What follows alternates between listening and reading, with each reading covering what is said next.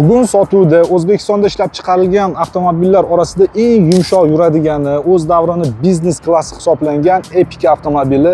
Bu avtomobilni faqat haydagan odamlar tushunadi, haydamagan odamlar tushunmaydi, kommentariyada negativlarni yozib o'tiraveradi.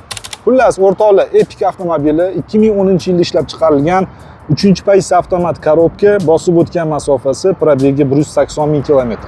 Mashinaga 4-pokoleniya metan gaz o'rnatilgan, o'zini zavodskoy motori kapitalniy remontdan chiqqan, chugunni gilzalar qoqilgan, moy rasxodi umuman yo'q. Hadoylarga ham yaqinda qarab, cho'tka qilib qo'yilgan, umuman ishi yo'q. Salon qismiga keladigan bo'lsak, kojinniy zavodskoy salon, buni bilganlar biladi. Kojalari urinib qolmagan, yaxshi holatda turibdi, normalniy salon. Lyuka albatta bor.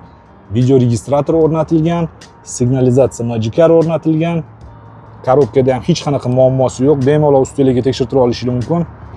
Aybiga keladigan bo'lsak, chap taraf ikkita eshigi sepilgan, orqa krilo va oldi kriloga lak переход qilingan, ajralib qolmasligi uchun va kapotini usti sepilgan. Suyaklar but-butun, bemalol xohlagan ustunlarga tekshirtirib olishingiz mumkin. Mashinaning hech qanaqa rasxodi yo'q. Narxiga keladigan bo'lsak, narxi $6700. Telefon raqamlarini video opisaniyasida va video kommentariyasida qoldiramiz. Qiziqqanlar aloqaga chiqinglar, kelinglar, ko'ringlar, baraka qilib olib ketinglar. Mashina faqat naqd pulga sotiladi. Manzil Toshkent shahar.